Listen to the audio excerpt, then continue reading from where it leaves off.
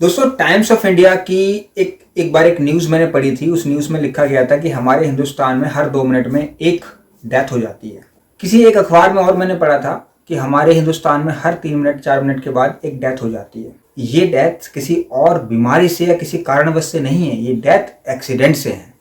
यानी road safety की लापरवाही करते हुए जो हम चलते हैं रोडों पर, इनकी वजह से जो प्रॉब्लम क्रिएट होती है वो इतनी बड़ी है कि जिसका अंदाजा भी लगाया नहीं जा सकता। दोस्तों, इस वीडियो में हम बेसिक चीजें डिस्कस करेंगे कि ट्रैफिक रूल्स में किन किन चीजों का पालन हमें करना चाहिए। जब हमें ड्राइविंग लाइसेंस इश्यू होता है तो वही चीजें पालन करने के लिए हमें कहा जाता है। जब ड्राइविंग का टेस्ट होता है तो यही चीजों को पालन करने के लिए हमें बताया जाता है, जिसके लिए बाकायदा आरटीओ एक बुकलेट भी जारी करता है, एक ब्राउचर जारी करता है जिसको आप ऑनलाइन डाउनलोड करके पढ़ सकते हैं। उसके बाद जब रिटन टेस्ट होता है, रिटन टेस्ट होने के बाद आपको लर्निंग लाइसेंस दिया जाता है। आइए दोस्तों, इस वीडियो को स्टार्ट करते हैं कि सावधानी हटी और दुर्घटना घटी। हमें कुछ चीजों का पालन करना होता है जब हम रोड पर चलते हैं। हम अपने व्हीकल में चल रहे हैं, ये बात ठीक है कि हमने 5 स्टार रेटिंग का व्हीकल ले लिया, लेकिन 5 स्टार रेटिंग का व्हीकल दूसरे के पास नहीं है, तो उसकी जान की रक्षा करना भी हमारी जिम्मेदारी है। तो सबसे पहला काम हमें ये करना होता है कि हम ट्रैफिक को बाधित ना करें। कई बार देखने में आता है कि 2 लोग आपस में लड़ गए किसी भी वजह से और पूरे का पूरा ट्रैफिक रुका पड़ा है। चाहे वो व्यक्ति जरा सी चीज के लिए लड़ गए हों, यानी उनका अगर 400 रुपये का लॉस भी हुआ है तो जितना पीछे पेट्रोल जल गया उसका कोई हिसाब ही नहीं है। यानी ट्रैफिक इतना ज्यादा बाधित हो गया कि हजारों रुपए का पेट्रोल, लाखों रुपए का इवन पेट्रोल जल जाता है। मैंने देखा है 2-2 किलोमीटर लंबा जाम लग जाता है, लेकिन 2 लोग आपस में लड़ रहे होते हैं, वो अपनी गाड़ियां नहीं हटाते। वहां पर पुलिस को आना ही पड़ता है, उसके बाद कार्रवाई होती है। दोस्तों, तो ट्रैफिक को कभी भी बाधित नहीं करना चाहिए। कि हेलमेट का हमेशा उपयोग करना चाहिए। जब हम बाइक चला रहे हैं या कुछ कर रहे हैं तो हमें हेलमेट का प्रयोग जरूर करना चाहिए, और ऐसा करने से हमारी खुद की सुरक्षा है। अगर बाई चांस हम गिर गए, कई बार मैंने देखा कि एक व्यक्ति ने हेलमेट नहीं लगाया और वो रोड पर सडनली खुद ही गिर गया, स्किप हो गई उसकी बाइक और उसका जो सिर है वो किसी ट्रक के पहिए के नीचे आ गया। अगर उसने हेलमेट लगाया होता तो वो बच जाता। आपने कई बार ऐसी वीडियोस, शॉर्ट वीडियोस में देखी होंगी यूट्यूब पर, फेसबुक पर, कि अगर किसी व्यक्ति ने के ऊपर से पहिया निकल गया, टायर, लेकिन फिर भी उसने हेलमेट पहना हुआ था तो इसलिए उसकी फिर भी जान बची। तो दोस्तों, हेलमेट बहुत इंपॉर्टेंट है जो हमें पहनना चाहिए। जब भी हम ड्राइविंग करते हैं तो ड्राइविंग करते समय हमें सीट बेल्ट जरूर पहननी चाहिए।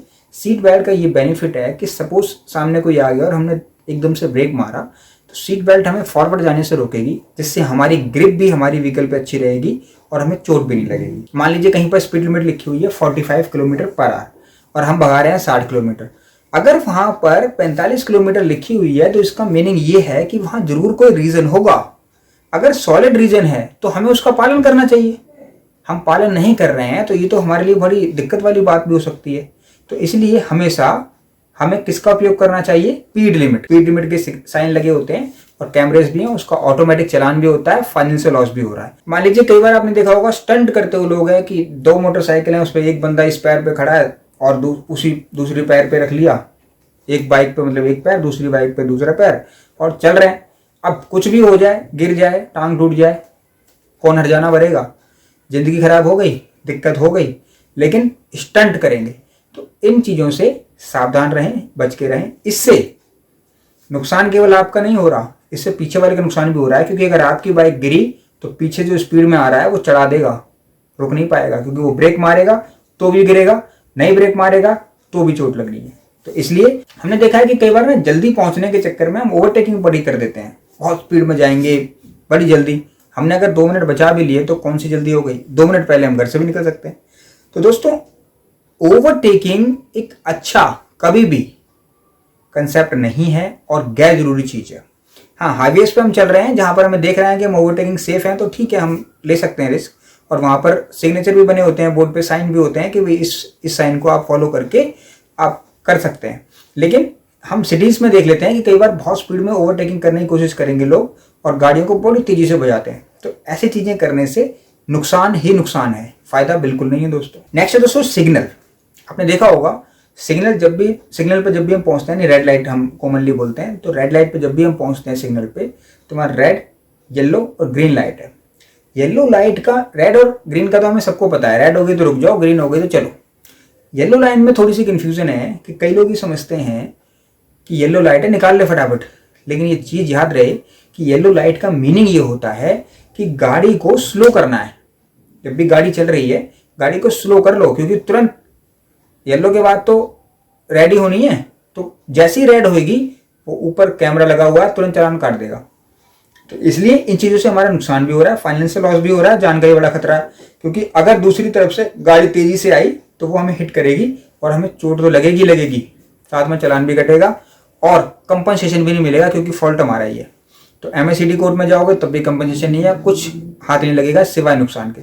इसलिए ऐसी चीज़ों पर थोड़ा सा धैर्य रखें। अगर येलो लाइट है तो गाड़ी की स्पीड स्लो कर दें, देखें कि कितनी जल्दी लाइट हो रही है, और रेड लाइट पर गाड़ी को रोकें जेब्रा क्रॉसिंग से पहले। सिंपल, ये सब हमें पता ही है, तो इसी चीज़ को फॉलो करना है। नेक्स्ट है दोस्तों हॉर्न।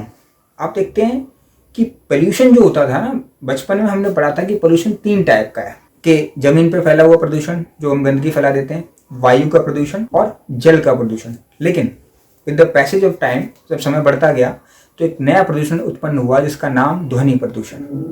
ध्वनि प्रदूषण इतने शोर शराबे से, जो कि हार्ट के लिए भी दिक्कत है। हमारे कानों की एक लिमिट है कि हम इतनी आवाज़ को ठीक से सुन सकते हैं, उसके ऊपर जाएगी तो फिर हमारे हार्ट पे इफेक्ट पड़ेगा, हमारे कान पे इफेक्ट पड़ता है। अब होता क्या है कि कॉलोनियों में रात को मोटे साइलेंसर लगा के, या जो मॉडिफाइड साइलेंसर होते हैं वो बजाएंगे, हॉर्न बजाएंगे। इनसे क्या होता है कि जो कुछ बीमार लोग होते हैं या फिर कई बार नॉर्मल लोग भी हैं, वो सो रहे हैं। आपने देखा होगा या पढ़ा होगा कहीं पे कि स्टडी है कि अगर अचानक व्यक्ति नींद से जाग जाए या फिर उसको नींद से जगाया जाए कुछ अलार्म करके, जैसे मान लीजिए बहुत तेजी से आवाज हुई, गाड़ी की या बाइक की आवाज आप देखते हैं ना कितनी तेजी से होती है, तो उस समय उसकी डेथ भी हो सकती है। ये स्टडी है, आप चाहें तो गूगल पर पढ़ सकते हैं। तो ऐसी सिचुएशन से बचने के लिए भैया आपको करना ये है कि इस टाइप की चीज़ें अपने को नहीं करनी है। हमें अपने साथ साथ दूसरों की सुरक्षा का भी ध्यान रखना चाहिए, वरना फिर हमारे ह्यूमन बीइंग होने का फ़ायदा क्या है। इंसानों में और जानवरों में यही फ़र्क है कि हमें सोचने की शक्ति दी है मालिक ने, ऊपर वाले ने, इसलिए उसका उपयोग करें तो हमारे लिए ज़्यादा बेनिफिशियल होगा। दोस्तों, ट्रैफिक से जुड़ी कोई भी जानकारी अगर आपको चाहिए तो आप मुझे निसंदेह कमेंट बॉक्स में लिखें। और आप क्या सोचते हैं ट्रैफिक के बारे में? क्या ये चीज़ें जो मैंने बताई ये पालन होनी चाहिए, नहीं होनी चाहिए? आप जरूर बताएं। इसी प्रकार की वीडियोस पाने के लिए चैनल को लाइक एंड सब्सक्राइब जरूर करें दोस्तों। अगर अच्छा लगे, आपका बहुत बहुत शुक्रिया। नमस्कार।